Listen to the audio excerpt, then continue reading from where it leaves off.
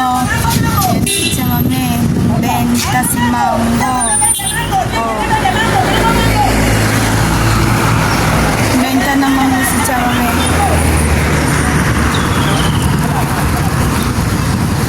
Mango, tiene mango. Esa 50. Benta naman si Chamame.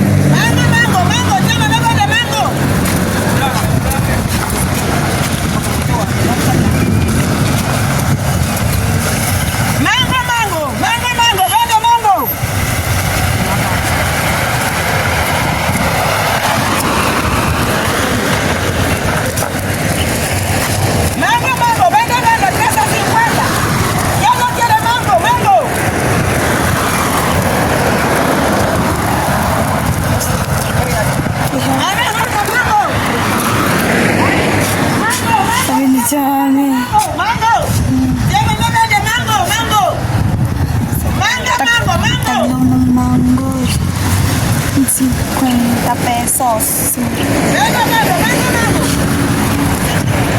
Tatlong pesos. Hindi ka nang sabi ng presidente. Hindi siya mami.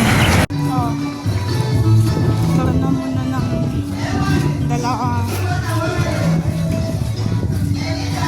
Ang benta mo na sa si Chamame.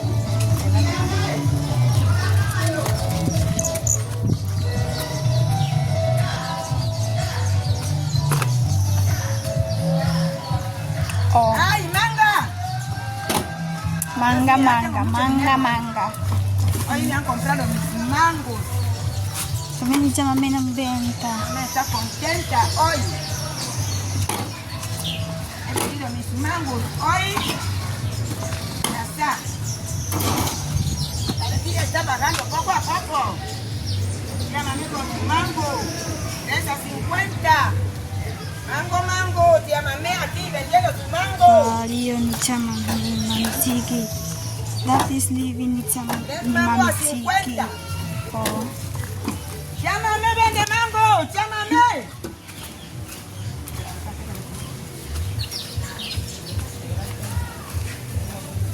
Sabi ni Mamitsiki, oh, gusto ko na ibigay ng Tía Mamé vende su mango aquí. tatlo ng De esas 50.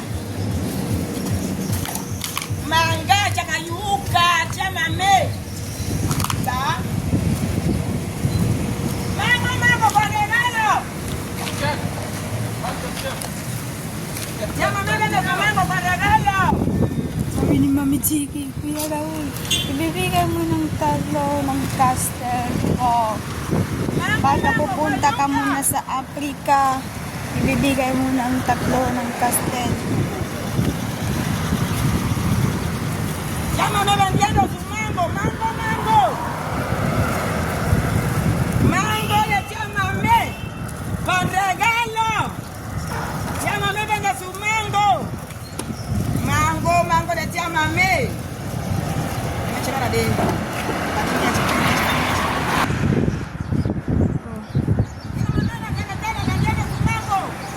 Masaya kasi Mamitsiki.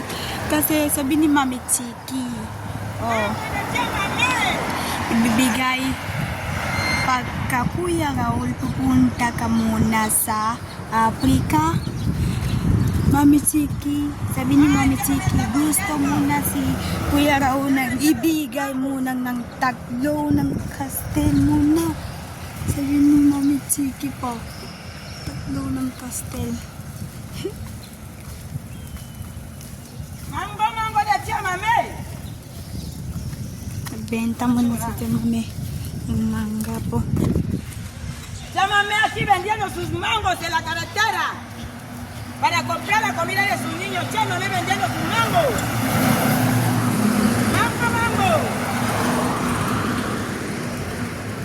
Manga. Pinoy ka na ba? Chamame vendiendo sus mangos en la carretera. Manga. Pinoy ka na ba? Manga. Pinoy ka na ba? Manga. Pinoy ka na ba? Pinoy ka na ba?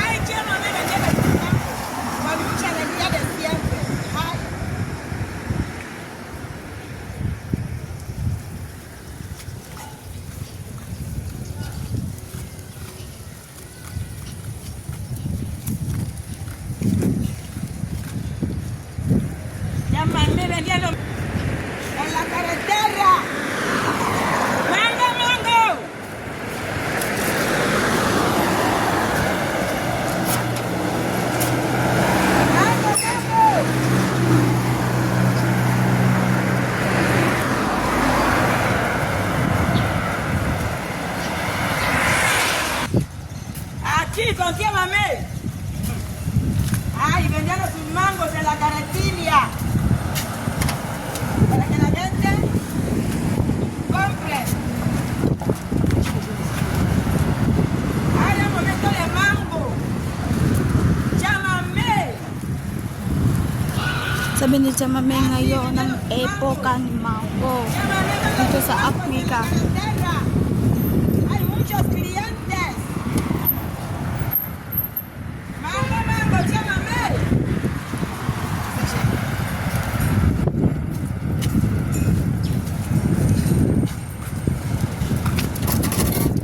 Aquí siempre llámame vendiendo sus mangos en la carretera. Que quiere uno lo vea. El que quiere comprar hasta tiene legal. Llámame en la carretera vendiendo sus mangos. ¿Quién quiere comprar mango, mango? Mango, mango, con ganado. Llámame. Oh, ayan na si Cham ni Mama Chiki. Ayan. Sabi ni Mami Chiki ng Mami Pilopo. Chiki. Oh, Mami Chiki, kumusta ka tayo? ¿Cómo Cayó estás? bien. Solo di a Raúl que mamá Chiqui ya no tiene nada, solo ya andan así. No hay 3 casteles. Ya, mamá Chiqui no castel. Sabi ni Mami Chiki, wala ng kastel po. Nang isang muna yan. Oh, Antida, vamos con la muna. Na wao. Na bego. Na bego. Raúlo. Guanino. Ya. Oui. Na kaluo, patito. Pulutan. Oh. Ya. Mami Chiki, gusto mo naman ng kausap di Tagalog. Quiere hablar Tagalog? Sí. Sabi ni Mami Chiki, opo. Poco na, poco awe. Poco agua. Castele, niye pongo la buroche, poco na Raúl na. Gastón babena. Alo me echa por fraya. Castelga. Poco niya danyelali. Sabi ni Mami Chiki, ibibigay mo ng tip, 1, 2, 3 po ng kastel po. Ni mame. Kono. Abe Maria Luisima. Yo, ayan na si Jamame. Tapos muna ng mango. Nang ubos mo lang ng mangos po. Wala na. Ubas, wala na mango, wala na. Oh, Jamame. Gusto ko mo nakita ng pera. Oh. 5 pesos mo nang ng pera. 1 pesos pa. Quedan papito. Boss mo lang ng mangos. Oh. Yan na si Choy, no? Ano po? Yung tito ko, ah. Wala nang magandang beta. Ibibigay mo na si Jamame ng 2,000 po. Ng Africa, tsaka si 2,000. Oh, mangos po. Boss ng mango. Masaya ka si Jamame. Ay. Kasi tapos ng mango. Boss mo na. Boss ng mangos. Ubas. Oh, tara na sa bahay. Ay. Ang dami ng pera si Chamame. Ayan na, pasaya ka. Llámame. Mi mango. 2 peras ka? Oh, marami. Oh, Ay. Llámame. Mango. Mango ya terminado. tapos mo na ng mango. Llámame, tiene mango. 2, 3 ng pera. Tingnan mo. Oh, tara na sa bahay. Tara na sa bahay. Tara na.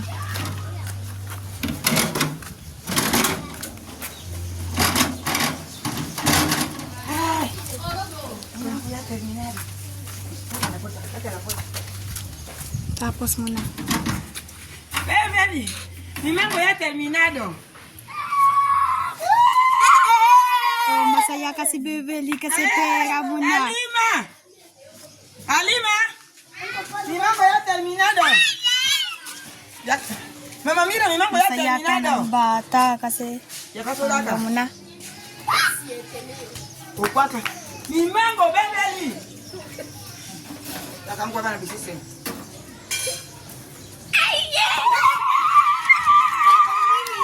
Masaya kasi Alima Mi mango ya terminado. kasi mangga po. Gracias. At yun po mga amigo, nakita niyo po si Chamame, nagulat ako, nagtitinda siya ng mangga doon sa Equatorial Guinea. At grabe naman, naubos daw yung kanyang paninda. At syempre, para sa atin, kung sumasideline siya o gumagawa siya ng way para sa kanya, sabi nga niya ngayong buwan, ay parang hinano niya ako parang hinamon niya ako. Na sabi niya sa akin, this month, huwag kang magpadala ng pera. At itulong mo yan sa mga nasalanta ng bagyo, sabi niya sa akin. So please daw tulungan ko siya, at siya ay parang naiiyak pa sa kanyang voice message. Sabi niya, huwag mo ako padala ng ngayong buwan, at please lang itulong mo yung ipapadala mo sa akin doon sa mga nasalanta ng bagyo. Yun po yung sabi ni Chamame sa akin. So, yun, kung yun ang gusto niya, wala naman na problema sa akin. At actually, tumulong na ako. Nagbigay na po ako at sa isang subscriber natin na nasalanta ng bagyo. So, yun. At mahalaga naman sa akin, ngayon, siya, yung choice niya yun, magbibenta siya or sideline siya, kung ano man yung gusto niya, ay wala na mga problema sa akin, mga amigo. So at least kumikita siya sa paraan na gusto niya. So magbenta siya doon, mamasukan siya o kung ano man yung gusto niya, ay walang problema. Ang importante po ay masaya sa kanyang ginagawa. So salamat kay Chamame na sabi niya ay yung pera na ipapadala ko sa kanya this month ay itulong ko na lang sa mga tao doon sa mga nasalanta ng bagyo. Salamat sa iyong concern sa kapwa natin Pilipino. Salamat po mga amigo at God bless po. Thank you po sa panonood ng episode na ito sa pamilya ni Tia Mame.